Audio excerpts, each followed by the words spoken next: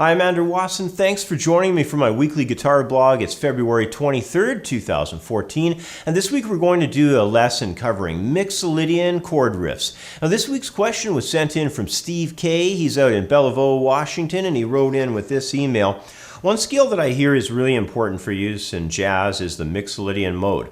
There are jams that use this mode called Modal Chord Riffs. I've read that most of the jazz guys will use these. I'm interested in learning how to create these using Mixolydian.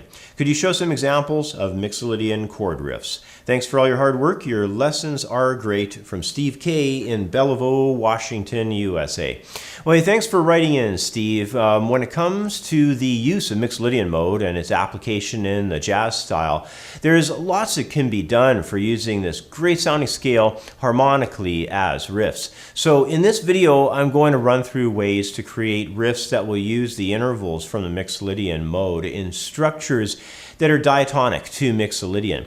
And the cool part of learning this, or any modal riff-based idea, is that these riffs will work fantastic for jamming on one modal chord sound for an extended period of time. So let's jump straight to the guitar fingerboard and learn how to use this unique modal sound.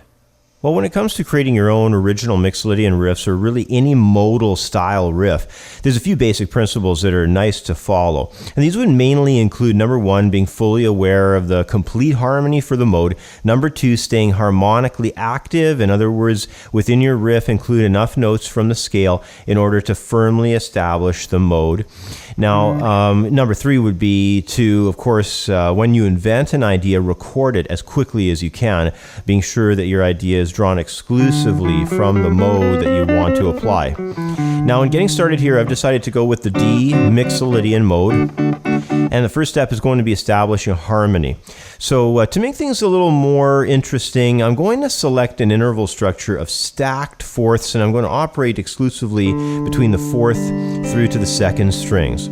So we're just going to come up through the harmony of a D Mixolydian mode, all in fourths.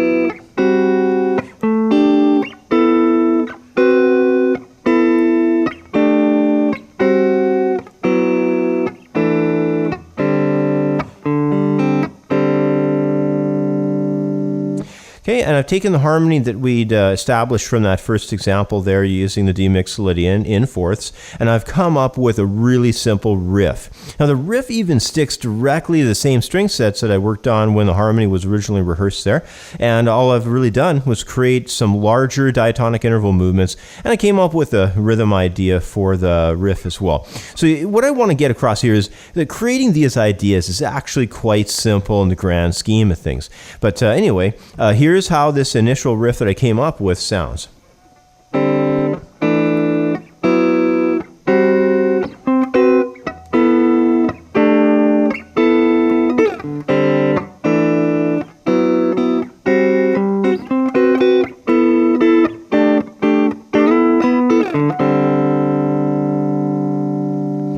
Okay, so now one of my favorite practice ideas with riffs is to take the riff, or any kind of riff that I would originally perform, using maybe one technical approach, which is just that strumming approach that I used there, and basically alter it. So in the case of that previous riff that I just performed for you, I was just kind of strumming across those chords.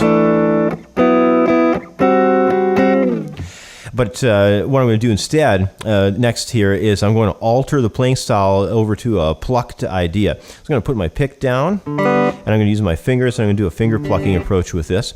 So basically, this is going to be more or less the same concept of you running between the fourth through the second strings, but I'm just going to change up the movements along the neck a little bit. I'm going to start from open position, move up the neck a little here, and I'm just going to always maintain that open D in the bass too. So I'm just going to outline those notes. And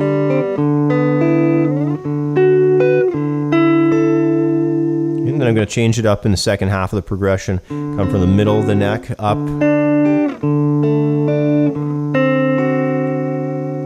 Just like that. So here we go. This is what it sounds like.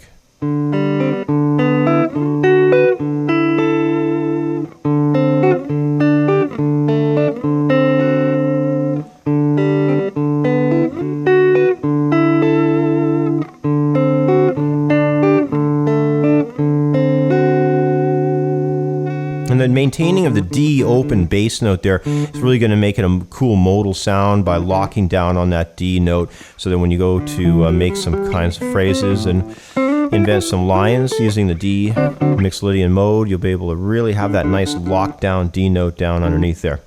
So once you can develop an awareness for the mode, I guess, the basic harmony, how it relates to the guitar fingerboard, all these things that we've just done, the final stage is going to be to continue to expand upon how you're organizing all the notes into riffs. Now, you might take the direction of just using specific intervals like I did here, just working between a certain group of string sets. You might decide to lock in upon certain degrees of the harmony, like we had in that second riff where we had the bass note D just locked down in the bass there. Or you might consider just going and combining several ideas related to the scale degrees, the harmony, all the intervals, which is really the approach that I'm going to take here with the final example.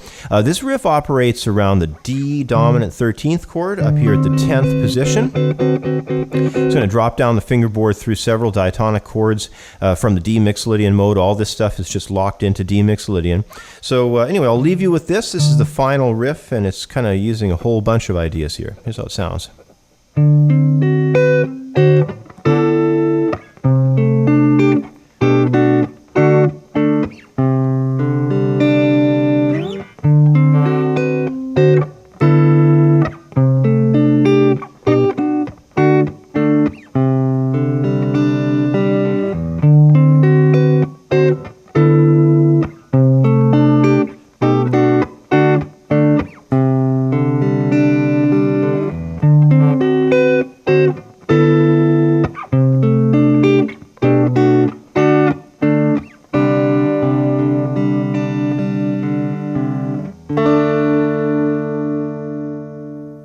Well, sound in Mixolydian mode is not only extremely popular in jazz, but it can be a sound we'll hear in several other styles of music as well. Musical styles like blues, funk, soul R&B, and rock all tend to use riffs from Mixolydian mode, so learning how to organize this mode, its intervals, and its chord harmony can be extremely beneficial.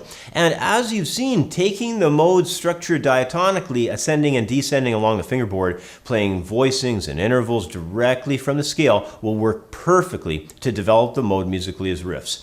And be sure to also record your progressions and solo over them for the most complete and probably the most comprehensive overall learning experience with modes. Anyway, that's about all the time I have for today. As always, thanks for watching. Have yourself a great week, and I'll catch up with you next time. Bye for now.